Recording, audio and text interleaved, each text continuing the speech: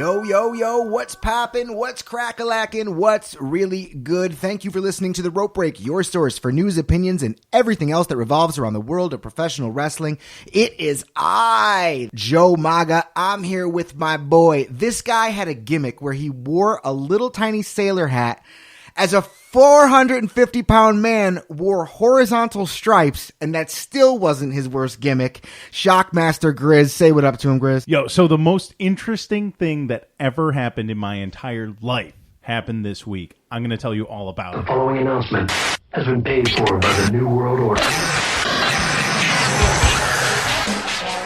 Hey, yo. Whoa! Brett the Hitman. What are you doing here, man? You know who I am, but you don't know why I'm here. Well, you're right. we don't know why you're here. You got fired. And guess what? We're taking over again. Okay. All right. Well, this is, after last week, this is apparently your future endeavors. I'm back at it. Making a triumphant comeback. Well, welcome back. We're happy to have you back. Do you think that is like the quickest retirement? I mean, Ric Flair had a quick retirement and then came back. Randy Savage. That's true. You know, he retired after Warrior, and then he was wrestling. Sure. And I'm sure there's one in, like, WCW 2000 era where, like, it happened between the 9 p.m. and 10 p.m. hours on Nitro. All right, so a lot has happened this past week. John Cena is lucky to be alive. Jericho has fought people again. The G1's still going on. Some incredible matches coming out of that. And the WWE is getting ready for SummerSlam as we are 2 weeks away. Very good to see you, Hitman. I'm glad you're back. Glad to be back with you guys. So I will hand it over to the Shockmaster to give us the rundown of exactly what the Gauntlet is. Absolutely. And this is actually a special edition of the Gauntlet where we reached out to the Rope Break podcast universe and got some questions from the marks that we know. This is our elaborate entrance. We tackle 5 of the week's most relevant topics, and we address, redress, and undress them each in under a minute. What I want to say before you start this is that now that we've got future endeavor Hitman here, I think we should probably go to 1 minute and 30. And I know it extends it, but going with 30 seconds per topic you got a lot more in than the 20. Okay. And I feel like, that way well, Hitman took over. What do you think? No, I agree. We can do the minute and a half. We can do 30 seconds each person. Yeah. All right. With the Revival's internet wrestling community popularity, the Good Brothers' global notoriety, the Hardy Boys being both a nostalgia act and the hip thing with their broken/woken brilliance, if you guys have seen that one yet, let alone the Raw Tag Team Champions, Sheamus and Cesaro, and the potential reuniting of a world title tandem in Ambrose and Rollins, is there a truly defined frontrunner in the competitive Raw Tag Team scene? I don't even know what the fuck you just said. You sound like Laney Poffo meets Damian Sandow. Like, these are wrestling fans we're talking to right now. No, there's not a defined frontrunner. I guess in the sense that they're a much more prominent storyline. I guess you would say the frontrunners are Rollins and Ambrose. At this point, right? Yeah, because everyone else has gotten beat by Sheamus and Cesaro. So in this instance, there's no one else for them to fight except for the new tag team. Do you think it's justified that they do that? Well, you can answer that question after. Do I think it's justified which? Go ahead. That Ambrose and Rollins just got a shot right off the bat without even having performed as a tag team? Right. I do not think that their history as a unit with the Shield should give them that opportunity. I think they should prove their mettle a little bit. Just because they happen to be feuding with the tag champs does not mean they're deserving of a tag team title shot. However, if they just get into some scuffles with Sheamus and Cesaro, it's not leading to a full-blown reunion, which I like because I think it's unnecessary at this point. I dig what they're doing, but I think they should earn their title shot if they're going to get it. Hitman? I'm with you guys on this one. I believe Ambrose and Rollins are the front runners here. The way that WWE seems to be pushing them in the past few weeks, that it just seems that they're gonna come together again, and then they're gonna form the Shield reunion in the future, obviously. But all these tag teams are unbelievable. So this is the first time in a while you could say, wow, like all these tag teams are really brilliant. Because for a while we're sitting here and we're like, who the fuck are these guys, or what are they doing? Yeah, they got rid of the Shining Stars. So Jesus, Yeah, I could see. I could see this one not involving Reigns at all this time around before Ambrose takes off. Like with I gotta put my phone on silent too. Little rocky start today. That's fine. That's all right. I'll cut it off after the bell. Okay. So who's going to read the next John one? Cena and Shinsuke Nakamura had a face-off between faces that run places, with the King of Strong Style surviving 2 attitude adjustments, hitting a Kinshasa, and winning clean. Would you rather have a huge program leading to their first ever in-ring encounter, or would you like the playoff race, regular season sportsness of the high-profile matchup? I do like the fact that 2 high-profile competitors, it kind of seems like the playoff run, right? In another sport, feels like 2 teams have been at each other's throats for much of the season, and now we're going to find out who the real contender is. However, John Cena and Shinsuke should, in a perfect world, be like the 2 biggest names on the brand. I think it's kind of contrived to just like throw them in the ring together. I'm really undecided on this topic, and actually wrote this question specifically to hear what you have to say. We'll talk about this a lot in this episode, I feel like, but television is the main event now. It is the big event. It's not these B pay-per-views. But that being said, in this instance, I would rather have seen them down the line at maybe SummerSlam or something, because what's the end game? It still seems like, it's Jinder. After Shinsuke wrestles John Cena, they get to wrestle Jinder. Right. What a prize. But that in the world of the WWE, I mean, he's the champion. Yeah, of course. I mean, for me, I felt a little differently, to be honest with you. I was shocked that they even made this match because I wasn't expecting it. So I was kind of caught off guard, so I was excited to see it on SmackDown. But I totally understand what you're saying, too. They could have, had a little build to this match where, maybe Shinsuke could have been the champion, then he could have fought Cena, like you said, down the line somewhere. But, I like what Jinder Mahal's doing, too. So it's just going to be something different with him fighting Nakamura. You know what I mean? Something we haven't seen before. Very true. Very true. Not having seen it before is definitely not a bad thing. So this question, these final 3 questions for the gauntlet are from our Rope Break podcast universe. This is from Brian Almeida. He is the front runner, or the front man from the local metal band The Shape. So the Bruiserweight Pete... Ambrose and Rollins are the front runner. Yes, indeed. Brian is the front man. This was your question anyway, Joe, right? No. Okay. Hi, everybody at home. The Bruiserweight Pete Dunne has earned the devotion of fans everywhere while holding and once in a while defending the WWE United Kingdom Championship. However, no sign of a regular series for the UK competitors has been evident, and the title itself appears more outside of WWE rings than in them. How should the United Kingdom title be utilized? I want you to go back and read that entire thing in a British accent. I had a compact disc that taught me how to use a British accent pretty Nice. quickly when I was in acting school. Yeah. That's pretty cool. It's been a while. It would be a little rusty. Cool. We'll work on that. You get the CD out, and then we'll go back. It'd be about as rusty as if Stone Cold came back to wrestle on Raw this Monday. Yo, Pete Dunne is the man. Like, he's violent, he's vile, and he's a great wrestler, great psychology, super young. So there's a ton of upside with the champion. I also think there's a ton of upside with the title in itself. It's one of the best belts I've ever seen. Hands down. Classy looking.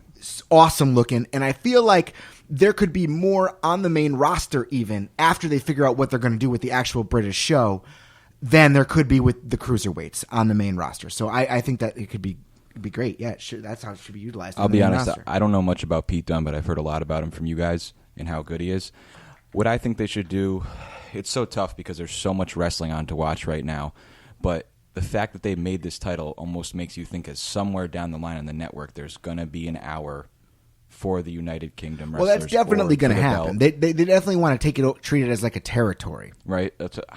It's tough because 205 Live, how is that really doing on the network either, you know? You didn't answer the question. No. Well, we were pretty much out of time. But my we have answer a minute and 30, don't we? Yeah, but I always hit the button late. Oh, that's okay. But do you think... we were talking about your CD. and stuff. We're good. So do you think if they put this on the network, would it be more successful than 205 Live, or would it just be equal? Would people, not really feel like watching it, or what's going to happen here? Well, I mean, right now it'll be off the bat. It'll be more popular than 205 Live. I think inherently the British wrestlers show more character in the ring, and it's something that American audiences haven't already seen a fuck ton of, like cruiserweights. Yeah, and the cruiserweight matches are way too watered down in the 205 Live. So it's like if you watch 205 Live and then go watch Lucha Underground, it's two totally different things. Of course, stylistically, in every way Deaths possible. Yeah, beheadings, like eyeballs hanging out of fucking skulls. There was a decapitation this season in Lucha Underground. Thankfully, it wasn't our friend A.R. Fox here in Connecticut, right? Who I think he got to the finals of the Cueto Cup, but I haven't watched any of the new stuff. I just started catching up on the old stuff. My answer to that question is I think the United Kingdom title should be utilized precisely how it is at this point, because there is not a program to support it. So if you're going to treat the UK as just a territory, then have the champ walking around there being like, I'm the WWE guy. Sure. So all you suckers recognize, Sure. And even that, that might be on hold, the territory thing, because the network has seen huge cutbacks. The Edge and Christian show isn't even coming back, because of the profit margins and things like that. So, and fireworks, right? No more pyro. No, and I noticed that when Becky Lynch came out, no steam yesterday. It seems like they only do the steam sometimes for her now. I'm not really sure why. Well, because they had to cut back on things like the pyro and the steam and everything. And they have to cut back on all the network shows, the originals. That sucks, dude, because I really like that stuff. Mm-hmm. I don't care at all. Why are they about cutting the fireworks? No, what? Why are they cutting back? Because they're not making any money. They're shows. only making $300 million a year, but it's not enough to. That's what the numbers just came out the other day, right? What did it say? 300 million? The quarterly. They're doing the best they ever did. Well, yeah, but they're also spending probably more money than they ever have before as well. This question is from Alan Salavka, co-host of the Metal Syndicate podcast and an NEW mark. Since its conception by the gentleman Chris Adams and eventual popularization by the Heartbreak Kid Shawn Michaels, the super kick has become a staple maneuver in mainstream professional wrestling. It is hard to see a match without a super kick nowadays. Alan's question is the former finishing maneuver overused at this point? Why don't you answer that question so you don't get cut off first? Well, go ahead. Yes, push the button. I don't think it's overused. I just think it's become a standard maneuver, like a headlock or like a wrist lock. It's a striking maneuver, which means that it's a little more impactful within the realm of wrestling being a sport, and it's also pleasing to an audience. They're familiar with it, they're excited for it. It looks very real. It sounds good when you slap the leg. Listen, I agree with you on this, but I will take it one step further as to say it's even though it's so used, it could still be somebody's finisher. There could be a guy out there who super kicks better than everybody else. Aleister Black. Is that what is? Not really. It's kind of like a round. I haven't been feeling thing. that the NXT as a whole lately, but that's okay because they're supposed to be developing. So, but his like spinning kick is like. But that's not a super kick. No, well, not. So that's not his finish. It has become a standard maneuver because so many guys use it nowadays. But my question is like, what does Shawn Michaels feel about this? Does he want it to be someone's finishing move, or is he happy that everybody's using it, or does it does it make his kick seem less because everyone else is now doing it? I don't think it diminishes his at all. I think that makes his look better because he finished. It. And I'd be willing to say that he's cool with that. And who does use it as a finish is Rusev, and he throws the meanest one anyway. Yeah, Rusev throws a pretty mean. He has used it as a finish before. He doesn't always. What happened to Luke Harper? Speaking of super kicks, I really don't think they don't have anything for a lot of these SmackDown guys. Jericho wasn't even on the show this week. These guys need to fucking take a class or something. You got to learn how to write. Yeah, you got to learn how to create characters. That's what you're here for. Sorry. There's only so much time. I mean, yeah. So we got one more question from one of your compadres. Question from Bob, the Knob Marino, owner-operator of independent internet radio station OFNR. Love me some OFNR. Many within the internet wrestling community aren't wholly satisfied with the direction WWE is going or with the current crop of wrestling superstars. What can WWE do to rekindle interest in their god-awful product? That is end quote. The end quote. That was the exact question Knob asked, and my answer, not to Knob, but to the overwhelming masses of people who don't seem to find much good in it, is like, if you don't like it, the best message you can send to WWE is not to watch. Absolutely. Unsubscribe to the network. Yeah. You know, on that note, I've watched for my entire life, and there have been worse periods. Meat. Oh, my Meat God. with PMS. Yeah, there have certainly been much worse periods, and I'm not going to go into all the details except for that whole 2011 thing with Orton and Cena Over and over again. Jeez. But we'd already seen that for like 7 years from them, and then the pipe bomb thing came in that era. That was cool, but then other than that, we had Jack Swagger and Del Rio and just nonsense for time. No tag division, No. terrible divas. My answer to the question specifically is let the superstars be more creative on their own and show their personalities more, because it's been successful with the New Day and with the Miz. Sure. And shorten Raw to 2 hours. Yeah, those are my two answers. Sure, maybe a lot less micromanagement from Vince. Yeah, and well. let the commentators say certain things like belt and strap, Yep. and like not get as crazy. Like let perhaps the guys who need to be scripted have a say maybe in what they do.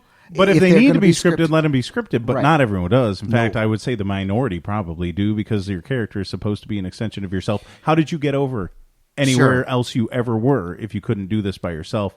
Hitman, what do you think? Maybe they need to have a little more say in it, but the writers are just, that's what he said, the god-awful product. It's probably the writers for the most part, but do you guys think maybe some of the right talent isn't there, or maybe they signed some guys shouldn't be there, but some of the guys that are outside of WWE should be there that have the right talent and the right microphone skills? I'm having a tough time really kind of placing any blame on the wrestlers themselves these days. I'm even really warming up to Roman Reigns. Like, he's been really good lately. Yeah. It's been pretty And good.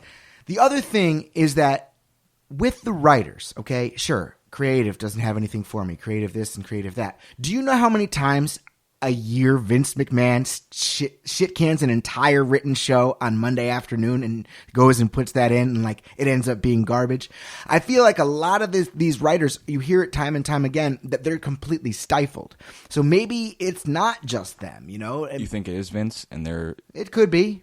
So if you think It's because he has final say in everything. he's the final say. If he you steps watch things away... that he doesn't have a say in, like NXT, when like Nakamura and Joe Yeah. and everybody else was down there, he didn't really have much of a say in it. Or I mean, I wish he had more of a say in 205 Live, because that's the worst show ever. If he steps away and Shane and Stephanie take over, do you see WWE becoming a better product? I think that's the difference you see between Raw and SmackDown. I think there's some shoot to the fact that Stephanie and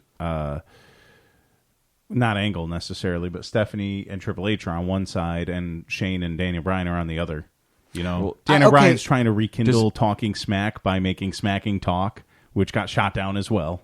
Yeah, Did you guys hear about that at all? I didn't hear about the recap. I heard about Smacking Talk but After I heard- Talking Smack was canceled, to everybody listening at home, trying to be as quick as I can, Smacking Talk, Daniel Bryan started. It was going to be the exact same thing. He was just going to produce it himself, and it got the kibosh after one episode. They were like, "No, you may not."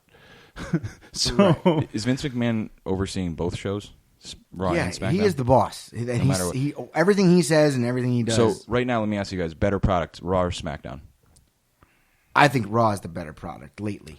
I think they each have their strengths and weaknesses. Yeah, sure. That's fair. I was talking to one of my friends the other day, and he sits there and he watches wrestling just as much as we do, and he tells Probably me more than I do. he tells me that I can't always watch. SmackDown is the best show he's seen compared to Raw. So I'm like, everyone has their own opinion, I guess, but maybe it's because they have well, Raw is also 3 hours. 3 and hours long and it takes- lags a little bit longer. If you think about it, AJ Styles, Kevin Owens, a lot of the guys who are on SmackDown couldn't make it on Raw because you got all the giant names over there. I can't picture them going less hour on Raw. If anything, which is crazy to even say. I can see them going another hour on SmackDown to include more people in this because they have so much talent and so many guys now. They don't have enough time for all of them. But I mean, the time slots aren't really even their choice. Like they have to get. That's the television that pays them for those amount of times. They're not going to say no to more money.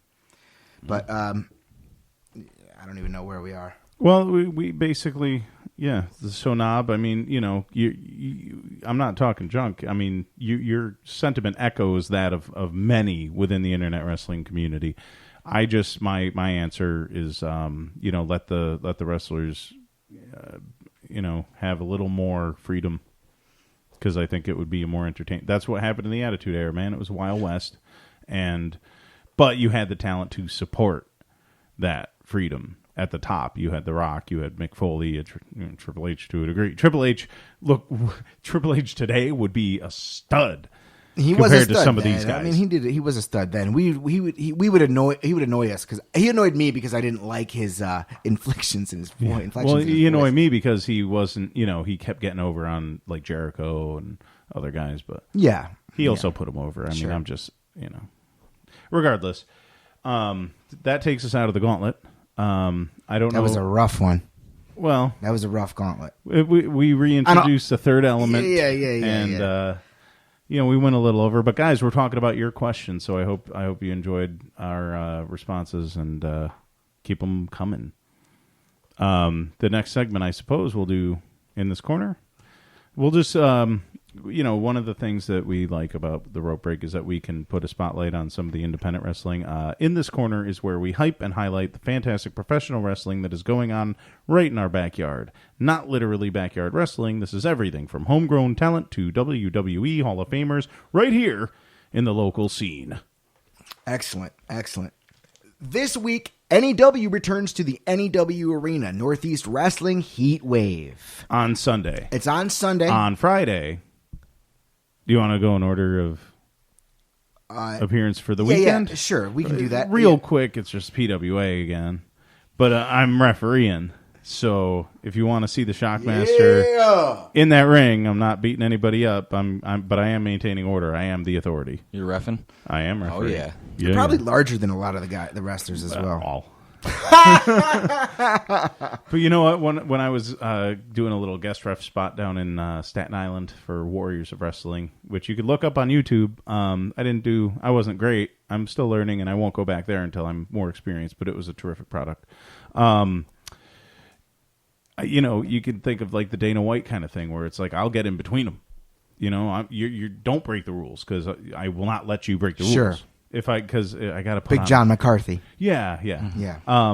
So they've got all the champions: Sebastian Cage, the international champion; Dana Man, the old school heavyweight champion; Azrael, the Squared Circle television champion; Montekia, who won the Tough 8 tournament; Hippie Dickie Boone, who won the Ladder Royal; Steve Pena from out of state, big athletic dude, really, really good, really stiff.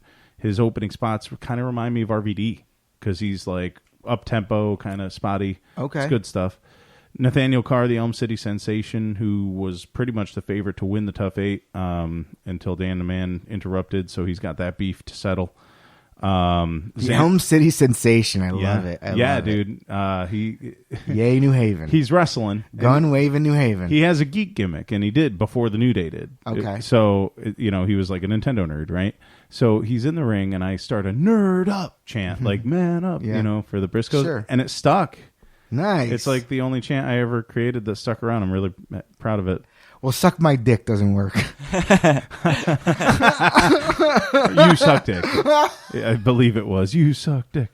Xander Litt, who is the nerdy person of color, the NPC. Somebody from Mexico City is debuting. Really? On Friday.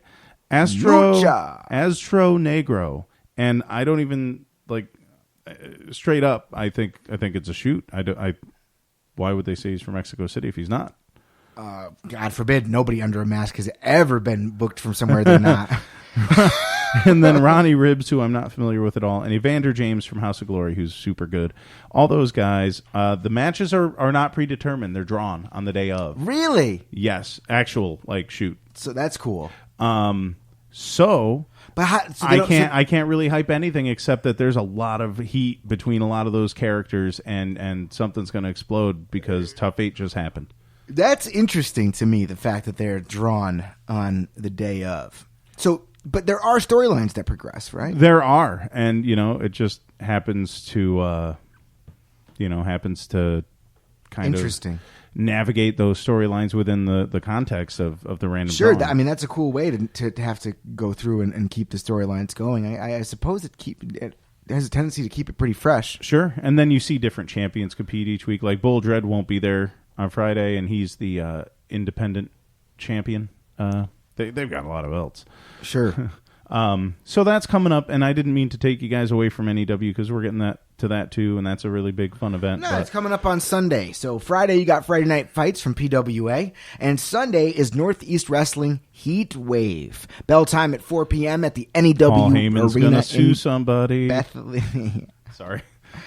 I don't think when you didn't pay for anything that you can sue after the fact. I think he still owes New Jack money, at least according to New Jack. Heatwave 98 from Dayton, Ohio is still my favorite professional wrestling pay-per-view, and that was your homework, actually, was to watch that pay-per-view. I gotta watch it.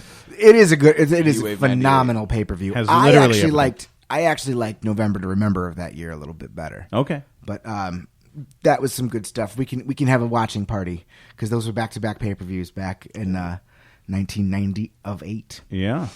All right, so this card is stacked for your typical Sunday afternoon card at 4 p.m. in the NEW Arena in Bethany. 4 p.m. is a little early, huh? Not on a Sunday afternoon. They're generally pretty. Oh, it's okay. Sunday afternoon. I got it. I was thinking like Friday night, especially over there in Bethany. But the night I'm assuming, will begin with a 20-man battle royal. The winner of which faces Cody Rhodes for the strap. Yes. Still, NEW champion Cody Rhodes will be in attendance. They didn't say that he's going to wrestle a match there, or that No, I think I read that I thought I read in the promotional material that he's defending that night against the winner. I of the was battle looking at the royal. website, and they had like the flyers and things like that, but they didn't necessarily say that. It could have been interpreted either way. Okay. So, with that, there's going to be a 20-man battle royal. Lots of big names in here. The Sexy Beast, Bull Dread, as was just mentioned, the independent champion of PWA. Cam Zagami, excellent. Ron Zombie, legendary. Wrecking Ball Legursky stinking up the joint, according to Cody Rhodes. The Graysons. So that match has to happen on Sunday. Yeah, the Graysons are a good tag team. Both Chris and Anthony battle. So one of the battles coming off of injury, then, right? Yeah. Then Big Bacon Brad Hollister, who's also got a match down the card. Adrenaline Rush, good tag team.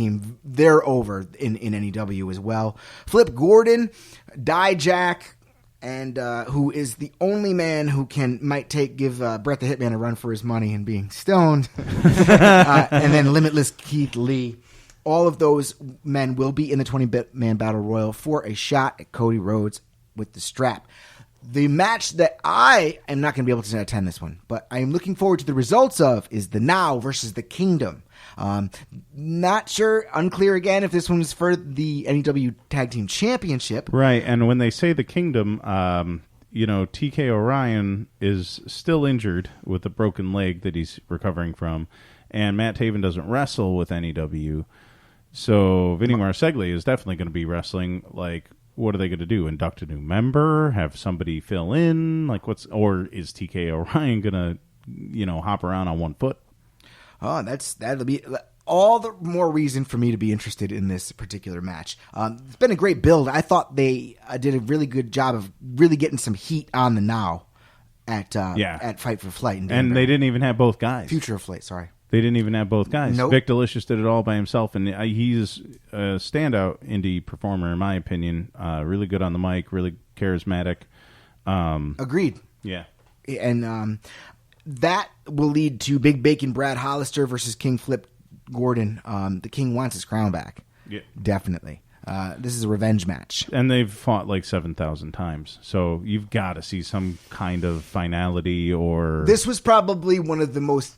Outside of the main event, Cody versus Ricochet, this was the most technically sound match on the card at Future of Flight in Danbury. Absolutely, and these guys wrestle everywhere that NEW goes. They go as far as like Ohio and shit. So sure.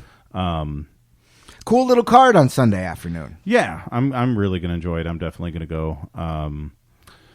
Short, sweet, to the point. I got a pull for Bull Dread in the Battle Royal. Nice. When I saw him in a ladder match, a 6-man ladder match for a shot at the NEW champion back when I think it was TK Orion or Bennett. But, man, he got such a huge pop when he climbed the ladder. He only got his hand up near that contract once, but, man, he got a gigantic pop. He's been doing this for like 20 years. He's only gotten better. He was talking about retiring last year, and he lost like 100 pounds. That'd be great. Ron Zombie's always great, but he's had his chances at the belt. I don't know if Bull Dread has ever challenged for the NEW title. I'd be really excited to see that. I don't know. I'm not 100% sure. Yeah, that would be really cool. I do want to see Wrecking Ball and Cody at some point, though. Yeah, and there's no doubt that that's going to happen sometime, somewhere, somehow. But. Sure. And then NEW is in the middle of their stadium tour. It's called Wrestling Under the Stars. They've got tons of shows throughout the Northeast, Massachusetts, Connecticut, and New York. I will go probably see the Fishkill show. Is that with Chris Jericho? Yes, Chris Jericho will be there, and it's Cody Rhodes versus Ray Ray at the top. Nice. Yeah, that'll be interesting. And then with that, I mean that's for in this corner. That's what's going on in this corner. And that's a pretty good segue into chain wrestling because we're talking about Chris Jericho. Chain wrestling is our free-form discussion where we transition from topic to topic and take the time to tell the whole story. And speaking of Chris Jericho at NEW, you also mentioned Bennett, which I want to talk about as well as we get. Maybe that's in the business is about to pick up. Very good. Chris Jericho got into a fight with somebody outside of a club in the Hotlanta this weekend, this past weekend, and it sort of begs the question, like, man, this guy who confronted Chris definitely must not be a mega mark, because Chris Jericho is a man who is willing to has no problem getting in the face of Brock Lesnar and has beaten up Goldberg and all these things. But at the same time, it also begs a question as to why is Jericho always in fights and altercations? His dad was a hockey player. And that's a good point. Yeah. He's just a big, rough Canadian countryman. He seemed a little intoxicated during that video, too. He was wasted. Did WWE comment on it at all? No, they don't have to. It's Chris Jericho. There was no physical altercation. It was just verbal. But the He's guy, a singer of some band. The guy was being extremely rude to him too. At the same thing, I know they're going to call it a race thing too, probably. It wasn't a race thing. You can't do a race thing with Chris Jericho. I wouldn't. But you know how these people are on the internet. He's ambiguously gay. Like you can't. He put the Brazilian flag in his nose and got suspended for that. That's true. What do you think that now? Do you think that it is strange that he wasn't on SmackDown this week? So is it because of this? I have no idea. You know who else wasn't on SmackDown this week? It brings a big question to my mind: is Baron Corbin? Okay, well, I mean, it was awesome, and I didn't miss him. I only realized it later, but he wasn't there at all. Does that suggest that he's going to come down at SummerSlam for Money in the Bank? Possibly. I don't know why one would have to do with the other. Well, let kind of dull down his role, make you kind of forget about him. Then when he comes out, it's a huge surprise. What if Nakamura wins at SummerSlam and then he comes down and takes the title from him? That would be cool. I mean, they had a great match last week that kind of blew it off. I think it's more likely that Nakamura hits Kinshasa, then Baron Corbin comes down, hits fucking Nakamura with a chair to roll him out of the ring, cashes in, and pins Mahal. Rather than pinning Nakamura. Do you guys? Let me ask. I know this is a little off topic. That would make some good sense, though. But let me get back to that. Do you think that there's a better chance for him to cash in and win, or do you think he cashes in and loses? I don't think they're going to have Baron Corbin cash in and lose. Not him. They wouldn't have given it to Baron Corbin if he was like Carmella can lose. Has anyone ever lost with it? Yeah, there's been plenty of guys who lost at this point. For a while there wasn't. John Cena against was it he picked it ahead of time. Yeah, he picked it ahead of time. It was right then there. It might have been Punk. And then it was my boy Damien Sandow. Yeah, Damien Sandow. Sandow was the other. Okay. But that's a good scenario to get out of that SummerSlam match, because meaning Baron Corbin cashing in and either winning or losing on Nakamura. But Cena is probably going to go to Raw, from what I've heard. I've heard that as well. So he's not going to take the world title to Raw unless you, because then you'd have to lose Lesnar to Raw, or from Raw, right? Lesnar would have to go. And Lesnar's going anyway. He's going. I'm not 100% sure. Okay. We'll talk about that after too. Because it would make way more sense for them to have that UFC match, that UFC fight next summer around 4th of July, whatever that big UFC pay-per-view usually is. Okay. And he's under contract for the WWE until Mania. Until WrestleMania. He's got to serve a 2-month suspension as soon as he passes all the USADA stuff with the UFC. So that would happen. It would have to happen now, but I don't know if the UFC is totally ready for that. And if you're Vince, like, do you really want to play that game again? Do you really want Brock Lesnar? You only got 6, 7, 8 months left on your contract tops with him. Well, you let him go. You just make sure it's like agreed upon. It's like, you're still my guy. I have your rights. I'm just going to let you go there. Right. And then he just for everyone's benefit. He comes back and does WrestleMania and then goes off into the sunset. I mean, he's going to sign another contract somewhere. I would assume that the next contract Brock Lesnar signs is going to be his last period, like anywhere. If this one isn't. Right. Yeah. And that's my point, is that he's not going to be able to breach contract and not come back and serve those remaining months. But he'll have to pass all the USADA tests, get back in that USADA pool, which I think he might be in the USADA pool now at this point. I think he did it a couple months ago. But he's got to serve his suspension and then go to camp and then fight John Jones. And I don't know. I don't know about that. I don't know if Brock Lesnar's even with the size advantage and the wrestling background. Yeah, John Jones is a freak athlete. Like he's one of those freaks. He's like a freak like Brock Lesnar. I think Brock Lesnar understands that. Okay. I think he gets that. Very good.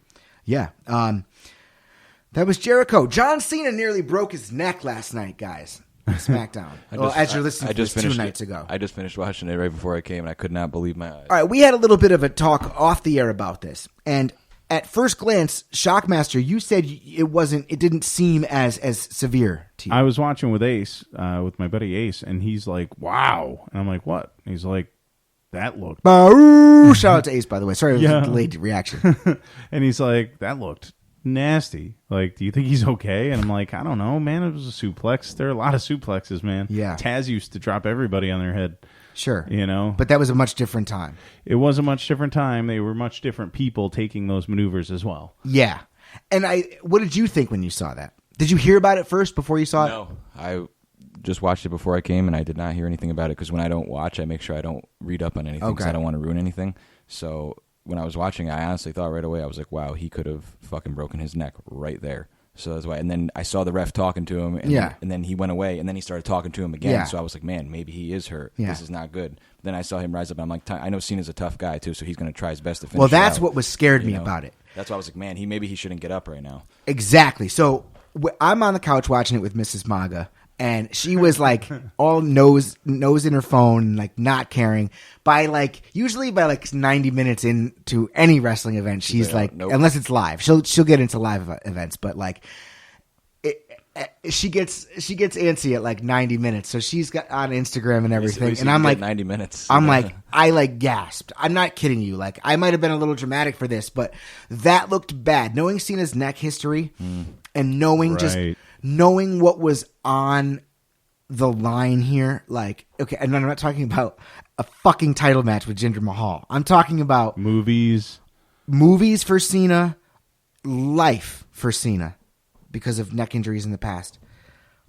Then you think about Shinsuke Nakamura, who's had 2 mediocre at best programs back to back.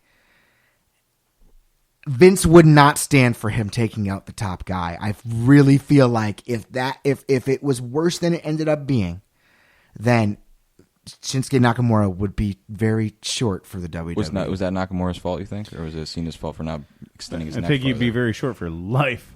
Vince McMahon has a lot of money. So, who messed that move up? Might have an accident. All right, so for those who might not have saw it and now are really curious, Shinsuke goes for a belly to back, and no, slingshot. You're right. Suplex. Yeah. No, was it? It wasn't even a slingshot. It was the slingshot. Yes, pretty much a slingshot suplex. But it's the one that he does where everybody who takes it ends up doing a front bump. They do a full backflip. Oh, that move. It's a front bump. Yep. Yep. You're right. Exactly I'm right. Right. That's why Cena didn't go around all the way, but I wasn't sure whose fault it was because I think at the end of the match when they go to shake hands, I thought I saw Nakamura word to him, "I'm sorry." Oh, you thought you saw it? No, he definitely said, "I am so that was sorry." His fault. It was, "I am so sorry." That's maybe what it was. Cena wasn't familiar with doing all right, that so move. now Brett and I have never taken a bump. Yeah, so you'd have to explain this to us, man. So I know you might not necessarily be at suplex level right now, but when you're taking a suplex like that, how much of it is the guy that has to throw you in a belly to back suplex? Like, how much does he have to get you over?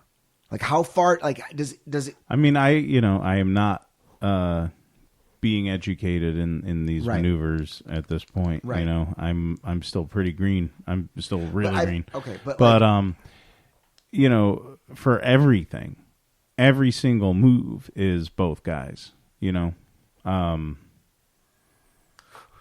to me, this looked like an equal fuck up here because I'm sure Shinsuke is not used to throwing 275-pound, just literally like he's like a road pylon on a highway. Like he's just full of bolt. You know what I mean? Like he's just humongous. Yeah.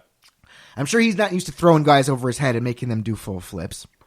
He's used to throwing AJ over his head and making him do full flips. And unless these two guys were sitting there ahead of time saying, "Hey, I'm going to hit you with this one," which isn't their real style. And either one of them both of them call it. And Nakamura doesn't really, speak English. Speak that great of English, huh? And then John Cena isn't necessarily in the business of doing backflips while he's standing up, so like it's kind of it looked all to me like a botched spot and not necessarily somebody's fault. It seemed like Nakamura was in the flow, and maybe he forgot that Cena wasn't really going to adjust to that move because he can't do that move either. You know what I mean? It just seemed like Cena didn't really know and how to they were take in the middle. bump, They were too. in the middle of a quick sequence too. Yeah, and it just seemed like Cena didn't know what to do with his neck. Yeah. That's why I was like, oh man, this does So not look good. To me, it was a very scary scene. Of course. As soon as they do that cutaway, and like you said, the ref was talking to him a whole bunch, like right in his face. Then when he went over to Nakamura and went in his and because they were both down, they did the half screen cut to cut Cena completely out of frame. Cut him out, and they went over to Nakamura. And then the ref went over to Nakamura and got in his face, and I was like, I don't mean like in an angry sense. I mean like got in his face to talk to him. Yeah. So that the camera didn't see it. I noticed it too. And Cena was talking to the ref like on camera. He does that anyway. Yeah. But Nakamura's face was, is he okay? Face. I'm gonna die. No, like he was genuine concern for John. Yeah. And he was like, "Oh no!" Like, yeah, I mean, if John Cena wanted to, he could get up and like a gorilla just grab Shinsuke by both our noodle arms and rip him off. Well, I meant more and beat him with him. I meant more like the mafia mentality of like, those days are over. I think after I think because nobody fucking really injures anybody anymore. Yeah, and Jimmy Snuka's no longer with us. But this one was his daughter is. Yeah, that's true. This one was scary to me, and I'm glad to see. I didn't read anything that John Cena is very terribly injured or anything like that, and that one really puckered my butthole a little bit when I saw it. So, speaking of John Cena, he's coming out with another movie appearance. This one's Bumblebee with the Bumblebee spinoff with the Transformers. Now these movies are getting bigger. I mean, he does these little cameo dry humor roles, which he does a great job at. And I think part of the reason why he does such a good job at these dry humor roles is because he has to be so 7-year-old cookie cutter on the wrestling product that when he gets to branch out a little bit, he really grasps it. And he does a great job filling in with Kelly. He does a great job on any of the NBC stuff he's done in the past. So Saturday Night Live, all that stuff. So where do you see Cena positioned? Do you think he gets to Rock status, or do you think he gets to Hulk Hogan status? Which Hulk Hogan status in pop culture is one thing. His movie star status is another, right? Would you agree? I think that he gets in between The Rock and Hogan. That's exactly what I was His gonna say. movies will be good, not like awful. Hulk Hogan's movies were pitiful. Yeah, terrible. Yeah. So I always think of that scene when they're picking the fruit in the Suburban Commando and they're picking the fruit in the grocery store. Dude, oh my God! the fucking Marine was already better than Suburban Commando or Mr. 12 Nanny. Oh my God, Mr. Nanny. What was the other one? 12 rounds? Is that what it was called? No, that was Randy Orton. You're thinking No No Holds Barred. Now I like No Holds Barred because that's campy. That's campy. Oh, never mind. I like Tiny Lister. He was funny in that to me. No, but do you remember the Dookie? Oh yeah, that's why I the said. end? That's why, and I remember that's why I said never mind. And Yeah. I was Ruined the whole movie. everything I was about to say that was good about that movie was out the window after that. 12 rounds, John Cena. Zeus was awesome. The first one. Oh, okay, that was Randy Orton in that too, right? I think No, he was in the sequel. He's in the sequel. 12 rounds, 13 Yeah. round. John Cena was in the original one. That's what I was Yeah, and then the next 6 were Miz. No, that's the Marine. Marine is Miz. Okay. No, I don't think... I've seen all these movies and they're all You have? Mix them all up. Oh, definitely. How can you spend an hour and a half of your life? Because back when I said, because back in 2010, 2011, when the wrestling was that bad and these movies were coming out, I was watching them. You were like, the movies are better than the wrestling. They were. That movie, the one with Randy and the one that Rob Van Dam's in, real quick. That was the Marine, I think. That was one of the Marine ones. I had another one too. I can't think of the name. I just want to see The Condemned with Austin. That's the one that I thought might be all right, and I never saw it. I mean, listen, some of the movies that they put out that don't involve wrestlers in leading roles are really good. Like The Call with Halle Berry. That one was good. And Otunga was the only one in that. Yeah, he was the only one. He was not in it for very long. All right.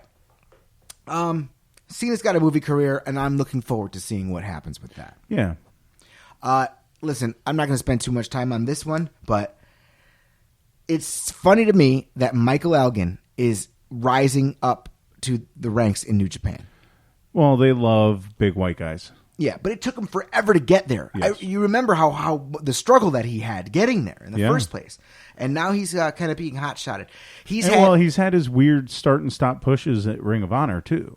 Yeah, and he's good. Yeah, he's really good. Yep. But a lot of people don't like him. A lot of fans don't like him. Okay, they find him boring. Well, he got rid of the mullet at least.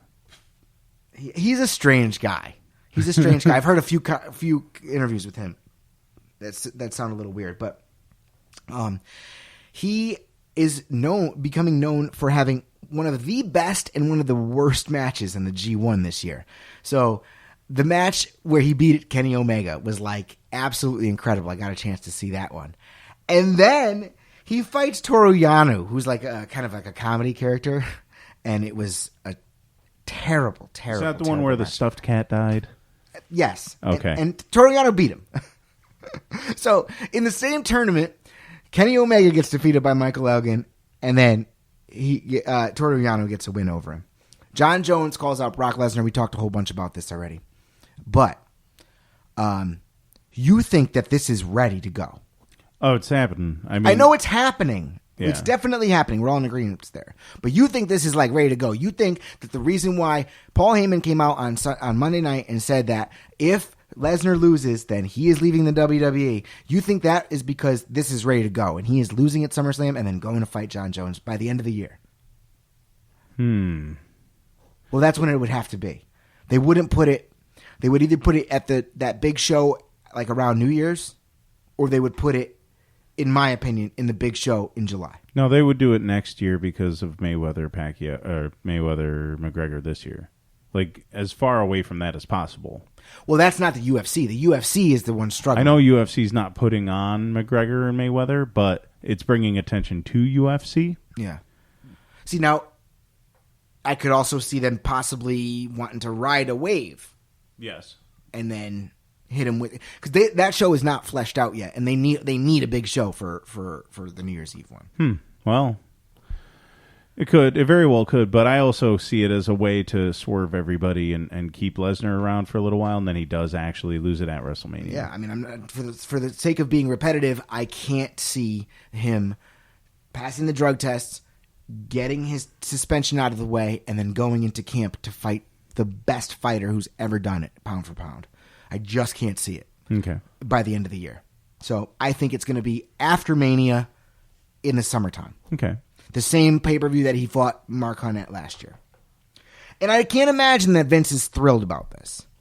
No, except that it does create interest in his product as well. One thing I did hear that I don't know if I buy at all, but that William Morris, who owns UFC, is looking to buy the WWE. But I don't see it. And the only other thing I could think of is that the stuff with Cyborg and Becky Lynch, maybe that's a give and take. Okay, we'll let you have Brock give us Cyborg for this, and then, maybe Ronda at Mania or something. Yep. Yeah. We'll see that if this fight happens by the end of the year. Who you guys got for Conor and Floyd? Floyd Mayweather. You think he's a knockout? Boxing's not the same as UFC. There's no way McGregor's going to. No, I'm asking you. Think it's a knockout, or you think it's just no? Mayweather doesn't win. He's too old to knock somebody out. But at this point, here's my opinion of it. The whole thing is staged. It's bullshit. It's a work. The whole thing is a work for money. Mayweather's 49-0. Put this into perspective. You think he's going to risk his 49-0 record to come out of retirement and fight McGregor, someone who's 12 years younger than him? Mayweather's going to win this fight. It's going to go probably 12 rounds. It's going to be a fucking snooze fest.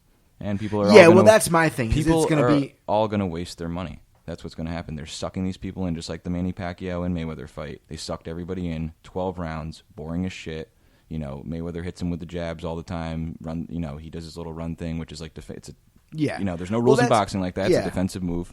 I mean, I'm definitely gonna watch it. But being the fight fan that I am, you want McGregor? Huh? No, I don't like either guy. To be honest with you, they're both. I've been pissed off at Floyd Mayweather. I don't ever want to see him win since he won that decision in the fight that he fucking clearly lost against De La Hoya.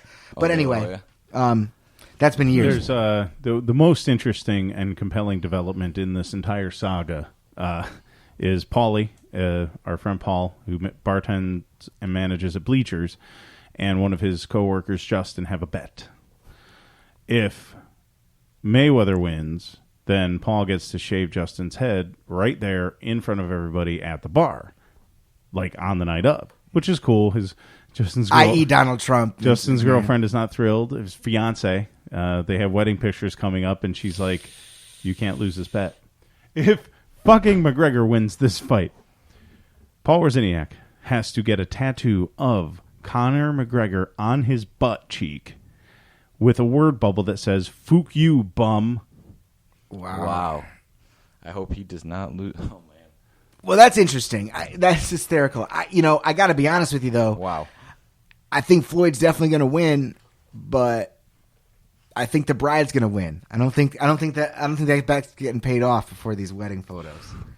Yeah. I think that's going to be the end game. What's your outcome here? What do you got? I think it's all staged, so I just think it's just a bunch of crap. I think that Las Vegas would literally implode. There's no way. There's going to be snipers in the rafters, to take out McGregor. Yeah. I don't think he can hit him. I don't think he's going to be able to hit him. I don't think he's there. It's just going to be running around the ring. Here's the thing, though, is you're right. It is a money suck. I as a fight fan, know how this one's going to play out in my head, because both these guys are runners. There's so many people out there who think that this is actually going to be a slugfest. And it's going to be funny because you know how McGregor's going to start the fight off. He's going to come right at him, and that's how Mayweather does all of his fights too.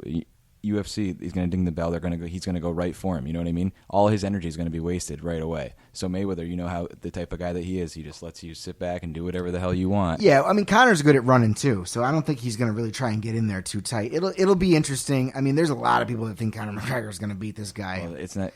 Well, the thing is, if it is, we'll really know. That's but crazy. I don't think that's ever going to happen. But he is 12 years younger, so I think if this was like a legit and not, I just think it's a staged thing. Just depends. Boxing's been ruined. I mean, just look at it. The sport has been ruined. Yeah. If there's anything resembling a shoot in this entire thing, the only hope McGregor has is that Mayweather so drastically so drastically misgauges his abilities. You know, what's the word I'm looking for? Underestimates. Yes. Okay, well, maybe, or overestimates his own. And then body shots. You're not going to hit him in the head. You're not going to knock him out. Get him in the gut. You know, really wear him down. Yeah, well, good luck, Connor. All right, that's chain wrestling, because that other topic really fits into business. Yeah. Let's talk about business. We got about 10 minutes. 10 minutes. Business is about to pick up is where we discuss the current build in wrestling's most prominent storylines and how we see the angles paying off. Yeah, so careening towards SummerSlam at this point. Yeah, all the shitty pay-per-views are out of the way. 2 weeks, and we've seen some good, we've seen some bad, we've seen some what the fuck. I think there's still some questions out there for a lot of the storylines going in. This past Raw and this past SmackDown were more so special events and builds for the pay-per-view than the pay-per-views were. Well, we know the reason for that, though. Listen, Battleground, like you guys said, I watched the whole thing like a fucking dumbass. Like you guys told me not to. It is the worst pay-per-view of the year, of the past 5 years. Well, easy because, hey, Usos and New Day was great. The tag team match was unbelievable. The rest of the matches were snooze fest, boring. No. Well, when did you get a chance to watch the subsequent Raw and SmackDown? Yes, unbelievable. I liked them. But that's the reason for that. The ratings have been going up, and they have the people that are gonna watch these pay-per-views as it is. They have them subscribing to the network. I thought Great Balls of Fire was way better than Battleground, though. Absolutely, we had this whole debate on this show. This very broadcast. Who the fuck planned? I mean, for a SmackDown pay-per-view with Shane McMahon and Daniel Bryan, and what we've seen from them, what the fuck was that? What was that? I mean, they're not booking it, but Mike Kanellis shouldn't have had a match on that. You want to talk about Bennett? Yeah, so talk about him. Where they go with this SummerSlam, build, like with Bennett and I keep calling him Bennett because it's Kanellis and Bennett. What's his name? Kanellis. Mike Kanellis. Yeah. I mean, it's Mike Bennett. It's just they're calling him Kanellis. But the gimmick, I got to start calling it Kanellis because that's the gimmick. I still call Owen Steen, dude. Yeah. Like not even on purpose. Steen, you always do, yeah. So, Mike Kanellis and Sami Zayn is like the battle of the two losers is the story. Poor Sami Zayn, man. They're both losing. Poor Sami Zayn. They shouldn't be losing at all, and definitely not Mike Kanellis because they just debuted him. Like, and right now that's not even a gimmick other than they're in love. Thank you. It's fucking terrible. I can't stand them. He's good. Sami Zayn is? No, they're both. No, we know that. That goes without saying. Oh, okay. For those who might not be as familiar with Mike Kanellis, right. He's very, very good. And this program is not showing it. As a matter of fact, this program's ruining him. This program is ruining Maria too. At least not ruining her, but not giving her what she's worth, like what she can, what she's capable of.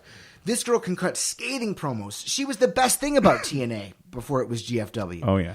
She was one of the best things about Ring of Honor for a long time. And Mike Bennett, who is now Mike Kanellis, was on WWE's radar for years when he was in Ring of Honor, and then he went to TNA for a little bit. But, I mean, the guy has been on the radar legit for at least 3 to 5 years. So, for anybody who's wondering if this guy's going to be any good because he's barely wrestled, no, he's outstanding. Yeah, he is. So, and we all know what Sami Zayn is capable of. So, I can't go into too much detail about how much they're ruining this program, but it's really a nothingness program. Can I tell you the two things that... or wait, I'm sorry. Am I interrupting? Have you finished that point? The two things that I put out on Twitter this week, because I don't know how many of you guys are following us on Twitter because we just got it launched. On Monday, Seth Rollins wearing that stupid Burn It Down shirt and then the Burn It Down quote at the beginning of his music, right? And I just said, in my professional experience, architects don't burn things down, they build them up. Which was pretty good, right? That's good. And then on SmackDown, Jinder Mahal said, I'm a xenophobe. And I said, why is such a tough guy so scared of Lucy Lawless? Xenophobe. So for everybody who needs a reason to follow us on Twitter, I am hilarious. That deserves a bell ring. Yeah, so what are the things we're looking forward to going into SummerSlam? Oh, wow. Fatal 4-way, man. Yeah, I mean, listen, That match is gonna be these unbelievable. four work really well together. They do. I don't think I'm sold. I don't think I've ever seen a heavyweight across a heavyweight. I don't know. It's not a division, but a heavyweight scene. If But you it will. is a heavyweight division, kind of. It is. Isn't it? It is. Because Finn Balor has been kind of, get out of here, buddy. Yeah. A heavyweight title picture with this many heavyweights, this good in a long time. And I don't think I've ever seen the work rate that they're working at. These guys work fast. Yeah. All four of them. Yeah. You know, the triple threat match was sick this past week. Oh, it was really good. Dude, there was the one spot right in the beginning of the match where Joe and one Samoan Joe and one Samoan Joe is in the corner, and I'm gonna get I'm sorry, I'm jumping all over the place, but there's a soundbite I meant to pull for this podcast, but I don't think I'm gonna get to it. I will. There's just like he berates like he's like the outcast, the self-destructive, the terrible Samoan. I gotta pull that clip for this podcast. From Heyman. Yeah. But where Samoa Joe's in one corner and Reigns is in the other, and Braun Strowman is just running back and forth and just like clobbering him. And like, I bet you they just decided to say, you know what, I'm just going to go and you guys just roll out of the ring when you can't take it anymore. Like, I think that's what it was. And I think Reigns lasted a little longer than Joe on that one, but it was a good spot, good match in general. Cool. So you're sold on this one. I'm super sold. Who wins? Oh, God. That hurts. Save it for predictions. Well, no. I don't want any inside scoop from you No, guys. you know what? We got to talk about this No, go because there's so many scenarios that... I just think the only person who cannot win it is Braun Strowman. And for what if reason? it were a suicide pool and I had to pick the one guy to not win, I would pick Braun because I don't think it's his time yet. Of course, I didn't think it was time to break up the Shield. I didn't think it was time to break up Enzo and Cass. You know, my one to not win is Samoa Joe. Okay. I just think that they've, in the last couple months with the feud with Lesnar, they've legitimized Joe enough to make it make sense, and he's beaten Roman Reigns a bunch of times, and Reigns just got his first pinfall decision over Samoa Joe in this triple threat match, so now they're kind of not even, but I don't square. know. They are square. I liked that Joe was able to hold that over Reigns. Yeah. So I wasn't thrilled to see that happen. No, but I also don't know that. Like, I feel like you might be reading a little bit into that finish too much. Okay. As to his outcome, like the pin. Okay. 'Cause, dude, I was butthurt about the pin last night. I'm not gonna lie. On Monday night? Yeah, Monday night. Sorry, because the pin last night was great. Yeah, last night I watched. Either way, this is on Thursday. So NXT was last night. But Johnny Gargano is coming back. yeah, he is. That they see now that's the definition of a slow burn. That's good. I want to see Samoa Joe win all the time, forever. So I I'm always going to be a little salty. No, my personal choice would be Samoa Joe. Going forward in every match he wrestles, but I just don't think Braun can take it. Right. Why would you put it on Reigns? I mean, Joe, there's reasons to put it on Samoa Joe right now.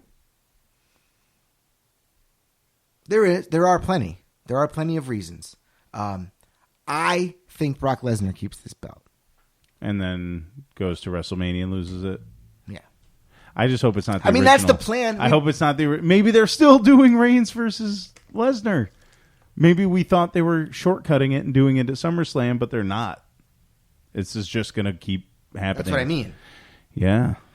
Which is fine with me. You know, that was the plan to begin with. It does feel like in a lot of ways they've strayed from a lot of plans, so I think we're all being thrown for a loop. But I think they want Brock Lesnar to keep having the belt, which falls into my theory that he's not going to be able to fight this year anyway and goes into summer next year. That's what I think. But if Samoa Joe won, some of the things that could happen is that then you peel off that program with Reigns and Joe and let Braun go beat up somebody else to keep him strong, right? Or you have, what if Braun Strowman won the belt?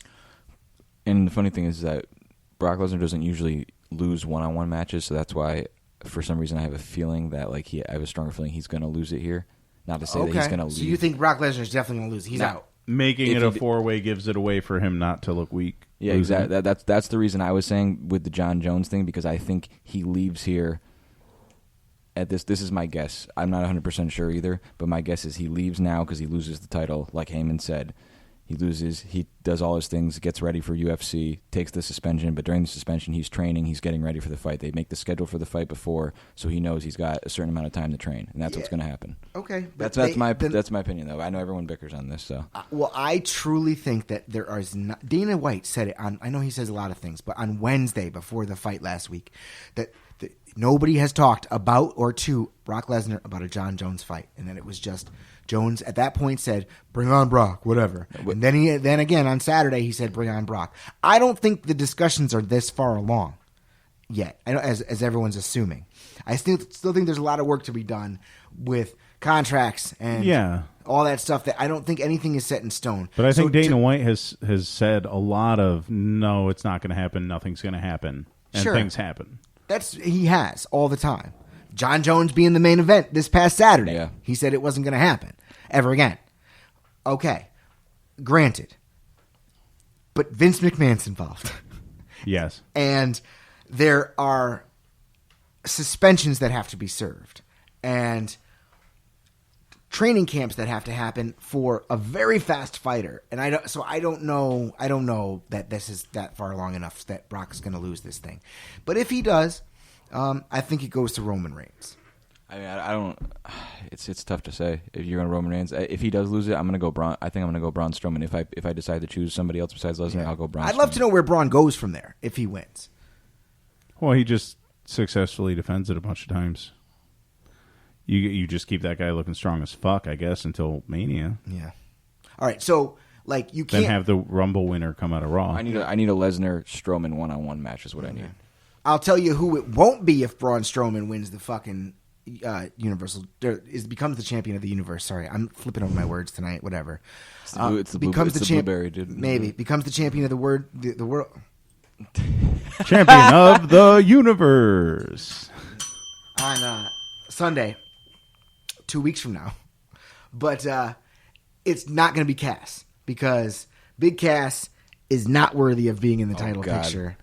In any way, shape, or form after what they've done. His character has become worse since he's become so... Oh, the music his music is terrible. His hand in the air, I don't know if he thinks he's Diesel or who the hell he thinks he is. He looks like a freaking Vince idiot. is probably back there going, have you ever seen Big Daddy Cool? Have you ever seen Big Daddy Cool? I want you to be Big Daddy Cool. That was 25 years ago, you know what I mean? Ugh. Yeah, I mean, Cass and Big Show was... a match. So just think of how dumb this was. They've really diminished both Enzo and Cass's characters. They've completely ruined them, made them shit the bed because they're not together anymore. Both of those guys have shit the fucking bed. I don't. They have. It has been pretty terrible. I don't know that their careers are ruined, but I don't know what they're trying to do with the characters. I can't see any clear cut vision of where this goes. There wasn't even a proper good blow off because Cass didn't get any heat. You were right about this Enzo one. Feud. You were right because remember I said I thought they would at least, and I think Bear agreed with me too that we thought they would win the tag team titles before they would split up at least once. But you said they were going to split up first, and you ended up being right. They just don't see the benefit in keeping long, sustaining storylines across the board. They keep some long, they keep some super short, and I think that's just the strategy that they have. I'll tell you this, no matter how many people in an audience recite every word he says and buy however many shirts they want to buy, the company's not high on him. Everything it's the dirt sheets. I don't work there, but everything I've read is he has huge heat, and he got the Miz treatment where you get kicked off the tour bus and can't change in the locker room. It's that's Enzo, right? Yeah. And it's funny that only one guy has survived that treatment, and it's the Miz. Right. Which makes sense. I think that Enzo could be very well served as a manager.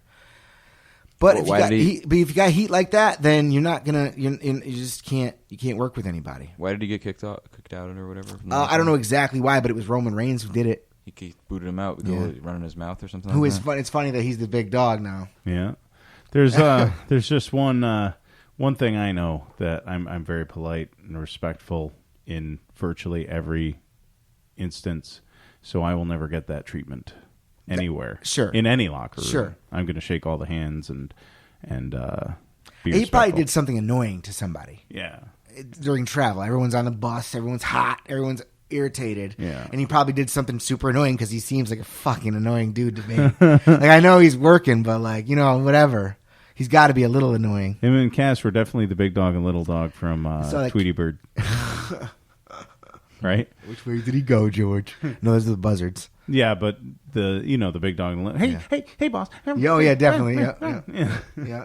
Yeah.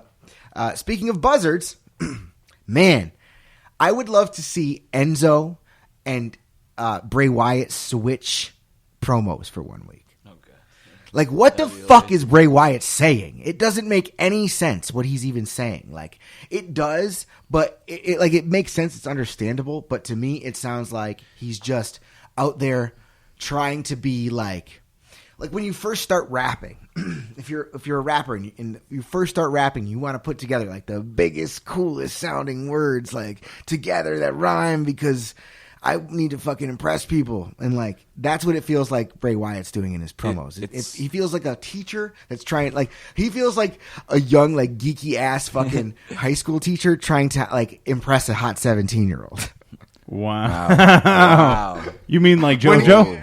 Yeah, JoJo likes it.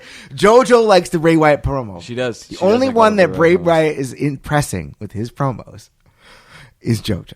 Don't be mad at me. He kind of impressed me a couple of times. I'm feeling a little opposite on this one because I used to love him, bro. We used to come up on this broadcast and like Bear would spit a sick one, and it would the gimmick was over, and then man, he just never ended up saying anything. I understand Or doing anything. Yeah. You've lost every... I understand what he's saying on some of the parts because it really doesn't make sense, I guess, with what's going on currently, too. But I think people just like... I don't know if I'm more angry with his entrance because it's too long, but I kind of like the mic work because it's different. You know, you don't hear it, but it I know is different. It kind of like goes on too long sometimes, though, where they just keep going and you're like, okay, is this going to end now? Or... Yeah. You know what I'm seeing in the indies, though? I'm seeing a lot of fucking wannabes trying to be like... So what Vinny Marseglia from The Kingdom does is his own take on the horror thing, which I think he does well. You've seen some promos. Yep. There are guys who are just like fat with a beard and long hair who are just like, in the woods in black and white grainy footage just trying to talk. And it's like,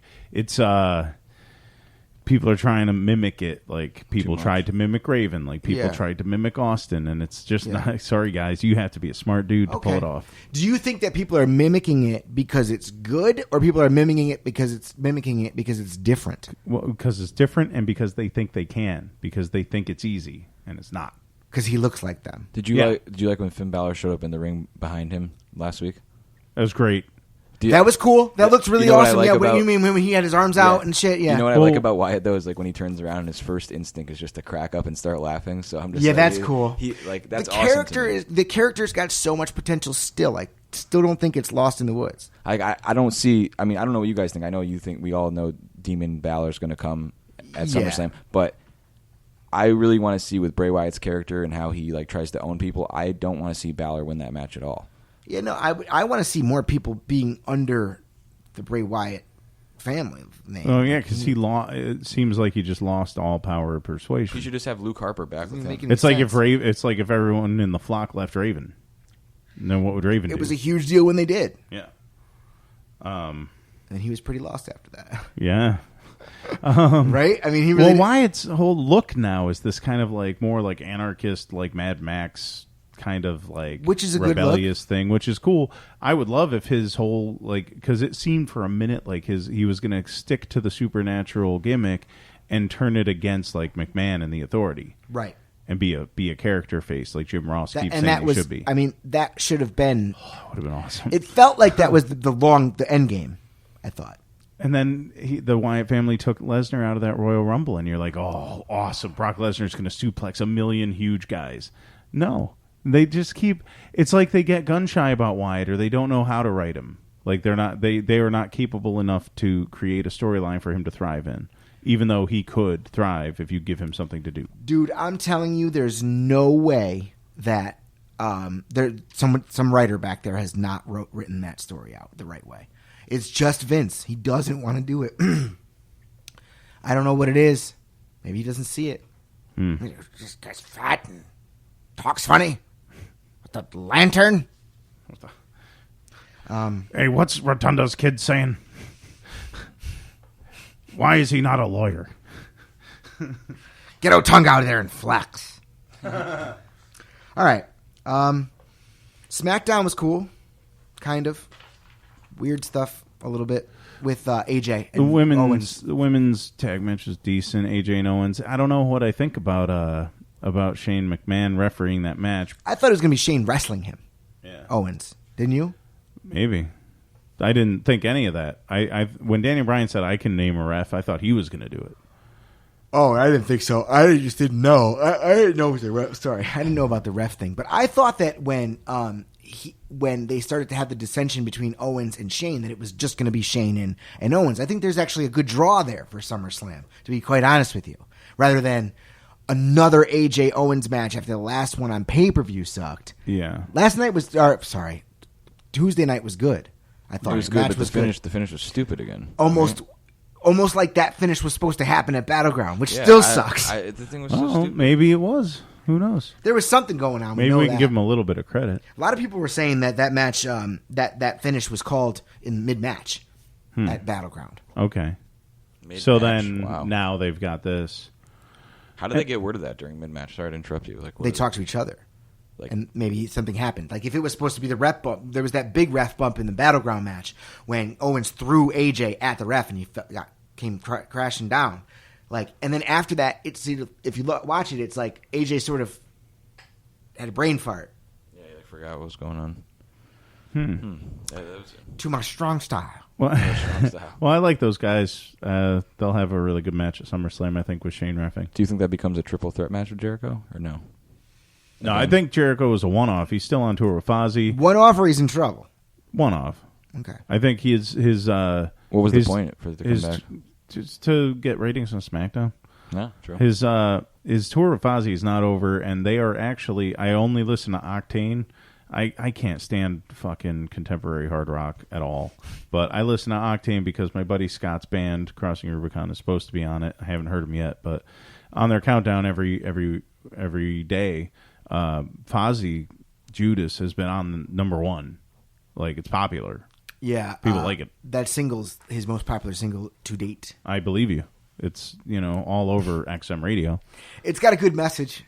Whoever, I don't think he writes his songs. You don't? No, but those people, the people who like that genre, I've found are wrestling fans. Yes, and that's why I know them, because otherwise I wouldn't be involved. Yes. But I feel like they that's what they appreciate. They appreciate lyricism. And they right? Yeah. Or I think they appreciate heavy music that conveys like strength and or anger. Right. But can't handle heavy metal music. In my opinion. Because heavy metal music is very cerebral, and for everyone out there who says, no, heavy metal is just noise, it's like, no, you're listening to the shit we're talking about and calling that metal. I like heavy metal. I'm talking about like classically trained musicians who compose fucking concept albums, Yeah. And it's super heavy. Yeah. Heavier than that. So, for the casual angry person who's only pretty angry and not really angry or really smart. Listens to Chris Jericho. Yeah. And Scott. Oh, I probably just alienated our entire audience. I was going to say that. No, I'm just a big metal snob jerk, guys. Don't worry about me. So listen to Fozzy and Crossing Rubicon on Octane as soon as you can and as often as possible. And like listen commercial. Listen to the Extraordinary League of Frontmen is a podcast by Scotty, too. and it's singers of bands like this that we're talking about geek stuff, which is really compelling and awesome. Yeah, except I'd like to have a podcast instead of like comic books about scotch, cigars, and pussy. Like man shit. Man, shit. I'm just kidding. I wouldn't have much. I wouldn't have much to say. You would talk to me about cigars, and I'd just be like, "Hey, vanilla Dutch." That's You'd be like, what Black the and fuck? milds. Black and milds. I like black and milds. No one's listening anymore. We're hood as fuck. For Brett the Hitman, Shockmaster Grizz, I am Joe Maga signing out.